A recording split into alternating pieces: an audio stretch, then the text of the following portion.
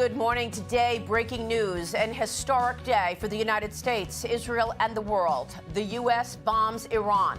The commander-in-chief, President Donald Trump, authorizing the U.S. military to strike 3 of Iran's most lethal nuclear sites last night.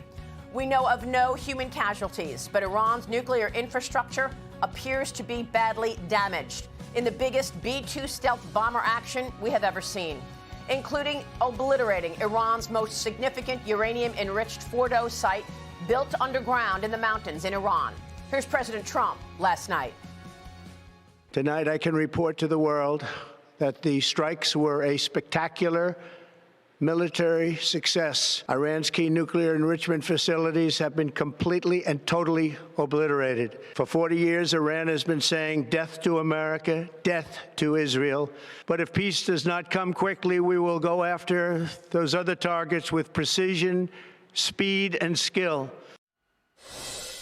Joining me now in his first interview since the U.S. action is the Secretary of State of America, Secretary Marco Rubio. Mr. Secretary, thank you for being here. Are we now at war with Iran? No, we're not. This is not a war against Iran. This is very simple. 67 days ago, the President of the United States sent the Iranians a letter, and it said, you're not going to have nuclear weapons. You're not going to have a militarized nuclear program. Let's negotiate. I want to do this diplomatically. I want to do this peacefully. They tried to play him along the way they've played every American president for the last 35 years. And, the president told them, if we don't get a deal, which is what he wanted, then I'll have to handle it differently. And that's what he did last night. He handled it differently. But that was an Iranian choice. We didn't make that choice. They did. By playing games with Donald Trump, they made a huge mistake. And President Trump acted last night. And I think the world today is safer and more stable than it was 24 hours ago. And a bunch of these countries putting out statements condemning us, privately, they all agree with us that this needed to be done. They got to do what they got to do for, their own public relations purposes. But the only people in the world that are unhappy about what happened in Iran last night is the regime in Iran. Have you heard from anyone in Iran, and are you expecting retaliation? Well, if they retaliate, it'll be the worst mistake they've ever made. Look, we can fly in and out of Iran at will. We went in last night. The president sent our military forces from halfway across the world, went in, conducted this operation, left. Not a shot was fired against us. They didn't even know what had happened. By the time we left, the planes were out of their airspace before they finally started realizing they'd been hit. So it would be a terrible mistake if Iran retaliates. But that's not our goal. We are not declaring war on Iran. We're not looking for war on Iran. But if they attack us, then I think we have capabilities they haven't even seen yet. It would be a terrible mistake on their part. And frankly, it's not what we hope for or wish. What we want now is to ensure that Iran never has nuclear weapons. If what they want is a civil nuclear program where they have power plants like a lot of other countries in the world have, they can do that. That's the deal that's been offered to them. They rejected it. They played us. They tried to play us, I should say. They wouldn't respond to our offers. They disappeared for 10 days. And now, the president had to take action as a response. And the response included strategic ambiguity. Can you walk us through the plan in terms of how it was deceptive, not allowing the Iranians to understand what was really taking place? Well, ultimately, when we do these things, it's because we care about the safety and security of our troops, of our airmen, and all those who are supporting these missions. So, obviously, the element of surprise is important in military tactics. In this particular, now, I don't think the Iranians or anyone should have been under any mystery. The president said very clearly, we have 60 days to make progress on a deal, and if we don't, I'm going to deal with it differently. But in terms of what people call deception and surprise and things of this nature, the core of that is not the success. The mission was going to be successful no matter what. The core of that was protecting our servicemen and women who are in harm's way and conducting that mission. That's the most important part. And they went in, they did what they needed to do with precision and skill that no other military in the world can do. And they left. And they were well outside of Iranian airspace before the regime even realized what had happened. And that was the goal here, and that was achieved. These planes came from halfway across the world, and no one saw them coming. And that's a huge credit to Pete Hegseth and General Kane and General Kurilla and obviously our commander-in-chief for pulling that off. Well, the president said in a post recently that he knows where the supreme leader is hiding. But that he was not ready to take him out yet. What can you tell us about your expectations with regard to regime change in Iran?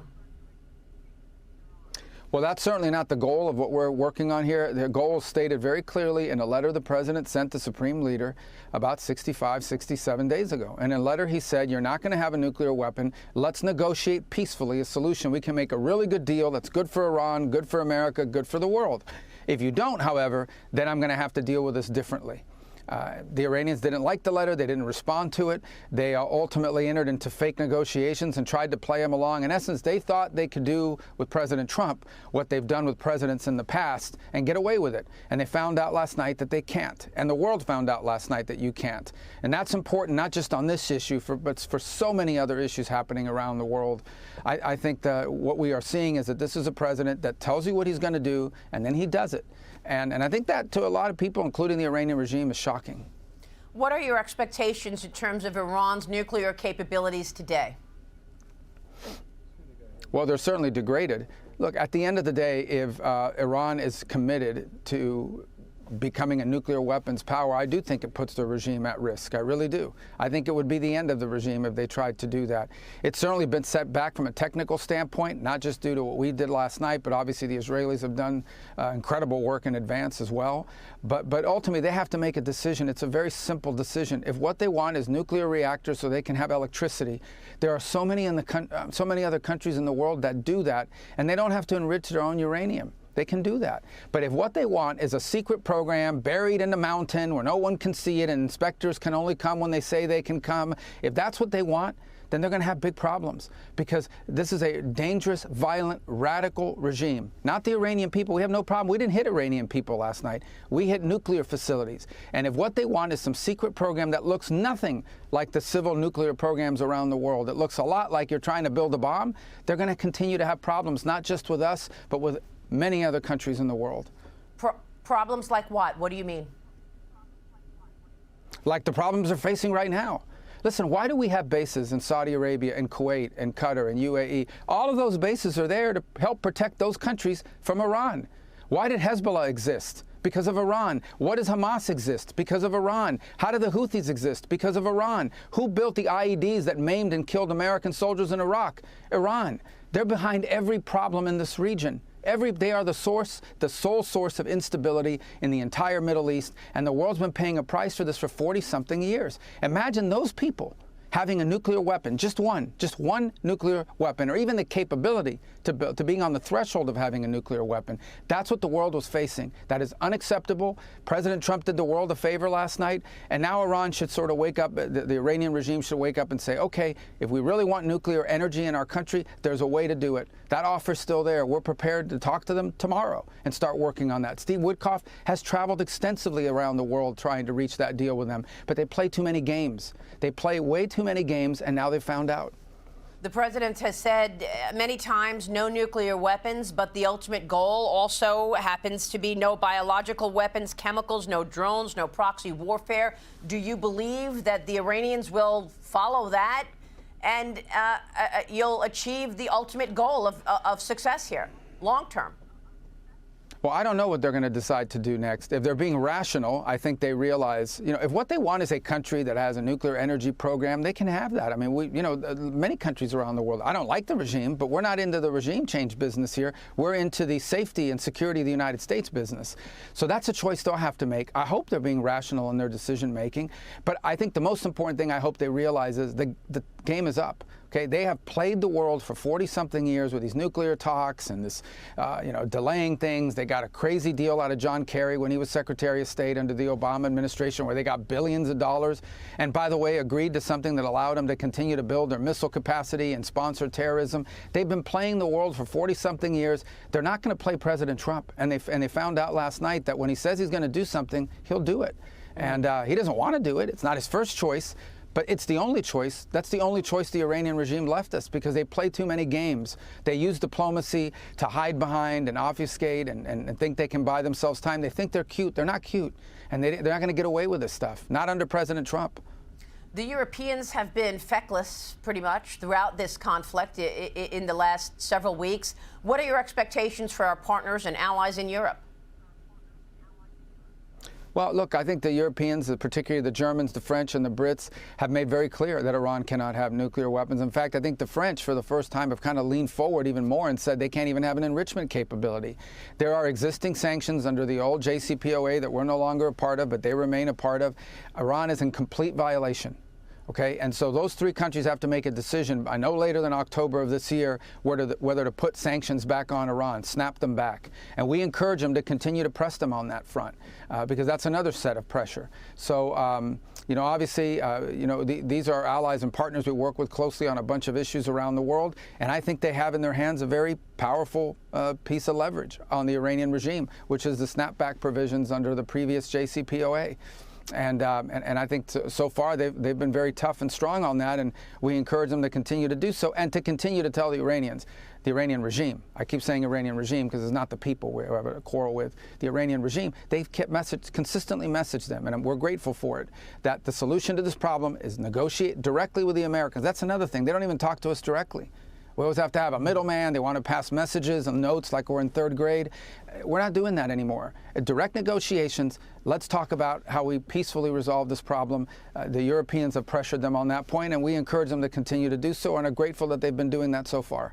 What about our allies in the Middle East right now? Interesting to note that we have not heard from any of the proxies of Iran. No comment from the Iranians so far. No comment from Hezbollah or the Houthis.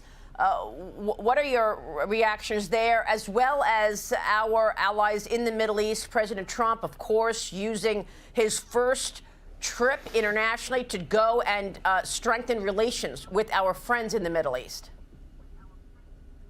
Well, we made clear that any of these proxies attack America, we're not only going to deal with the proxies, but we're also going to pin it on Iran. We know who's behind these. That's another thing they do. They create these little groups like the Shia militias in Iraq and Syria, and then they hide behind them and pretend it's not them. We know it's them, including the Houthis, by the way. So Iran will be held responsible for the actions of these groups. In terms of the other countries in the region, look, I think that we've worked very cooperatively with them. The president just had a great visit to Saudi Arabia, to the UAE, and to Qatar. Very productive. But I just ask and remind everybody, the only reason we have U.S. bases in the region, the only reason we have an air base in Qatar, an air base in UAE, you know, an air base in Saudi Arabia, is because they are afraid that Iran will attack them, and they want us there to help defend them. And so, you know, if Iran wasn't a threat, we wouldn't need those bases there. So these countries fully recognize the threat that Iran poses. That's why they want us there to help defend their oil fields and their infrastructure, or help them defend themselves. And if the Iranian regime was no longer a threat, we wouldn't need to have any of these bases in the region. We wouldn't need to have any American service people in the region. But that's the state of affairs right now. So these countries understand what Iran is and what the regime is, and they get it. They understand it. How long have these plans been in place to take out the nuclear facilities? Well, the president makes the ultimate decision, and look, in terms of plans, I mean, we have all sorts of contingency plans for all sorts of possible strikes all over the world. Once the president says, okay, work up options for me, they obviously go back and, you know, refine those. And then there are multiple points along the way in which the president has decisions to make about go or no go. And it really comes right up to 10 minutes before the bombs are actually dropped. So the president retains, as commander-in-chief, full control of these operations. But we have incredibly capable military people in our country. The operation yesterday was extraordinary, really extraordinary. Obviously, there are elements of it that will not ever be publicly shared, but suffice it to say that there is no country in the world that can do what the United States did last night through our incredible military led by our commander-in-chief. And I think a lot of credit goes out to Pete Hegseth, our defense secretary. Did a phenomenal job of managing this process. And obviously, all the way down to the airmen and others who conducted this operation. It was flawless. It was perfect. It was executed with extraordinary skill, and I think demonstrates the capabilities we have, which no other country in the world has anything remotely close to this. Secretary, what does the road ahead look like from a military standpoint in the U.S. regarding Iran over the near term? Well, we've achieved. Yeah, we've achieved our objective. Our objective was to severely degrade and or destroy 3 nuclear sites inside of Iran. One of them had 60% enriched uranium. 60%. Remember, you only need like 3.67% for a nuclear power plant. You only need 20% enriched, very small quantities for like medical isotopes and that kind of thing. The only countries in the world that have anything close to 60% enriched uranium are countries that have nuclear weapons. They have stored 60% enriched uranium in one facility there called Esfahan. They were threatening to create even more of it. And then they had all these centrifuges that were capable of enriching up to weapons grade at 90%, buried in mountains. I know, but it's all for peaceful purposes. Give me a break. Everybody gets it. Unfortunately, they've been able to get away with that game for a long time. Those were the objectives last night. We hit 3 nuclear-related sites controlled by the Iranian regime. And now what happens next will depend on what Iran does next and the regime does next. If they attack us, it would be a terrible mistake on their part. They are completely vulnerable. They don't control their own airspace. They can't protect their own airspace. They can't even protect their own leaders. So I think it would be a big mistake if they did anything against us. But look, they'll have to make that decision, and the president will respond accordingly and decisively. But no one, after last night, should be under any illusions. When Donald Trump says he's going to do something, when the president says this president says he's going to do something, he's not just wasting words. He means it. So, was it fair to say they were 1 week away from having a nuclear weapon, and is that all destroyed at this point? Is that gone? I think it's fair to say they have everything you need to make a nuclear weapon, everything. They have the enrichment capability, they have highly enriched uranium in sufficient quantities to make at least 9 or 10 bombs. All they have to do is spend a couple days enriching it from 60 to 90%. We're certain they have a weapons design, they have mid-range missiles, they have short-range missiles that they could put warheads on, and by the way, they claim to have a space program. It's not a space program. Iran's not going to the moon. They have a space program because they're trying to develop ICBMs, long-range rockets that could one day reach the United States the way North Korea can already reach the United States with their ICBMs. That's what they're working on. They have all the pieces in place to have a nuclear weapon. All that's missing is flipping the switch. But in terms of all things you need, all the structures, all the science, all of that, they had it all in place. Now, not so much. And that's why we did the world a great favor. Or we would all wake up one day in less than a decade in a world where radical Shia clerics control nuclear weapons capable of reaching not just the Middle East, but all of Europe and potentially the east coast of the United States. That is an unacceptable risk. There's no way we were leaving that for future generations. Secretary, final question here. Do you expect Iran to move to close the Strait of Hormuz to try to disrupt oil transportation across the world? Well, I encourage the Chinese government in Beijing to call them about that because they heavily depend on the Straits of Hormuz for their oil. If they do that, it'll be another terrible mistake. It's economic suicide for them if they do it. And we retain options to deal with that. But other countries should be looking at that as well. It would hurt other countries' economies a lot worse than ours. It would be, I think, a massive escalation that would merit a response, not just by us, but from others. So, look, they're going to say what they need to say. These are the things that need to happen for their own internal politics and so forth. But in the end, we're going to judge them by the actions that they take moving forward. We had 3 objectives. We struck those 3 objectives with decisive force. And that was the point of this mission. And that's what we achieved. What happens next will depend on what they do. They want to negotiate. We're ready to negotiate. They want to get cute and do things that are dangerous. We have responses available that are devastating. Secretary, was China complicit? We know that jets flew into Iran. We don't know what were on those jets. No, we don't have any evidence that the Chinese were involved in anything other than perhaps trying to get Chinese nationals out of Iran. Okay. Secretary, thank you very much for joining us.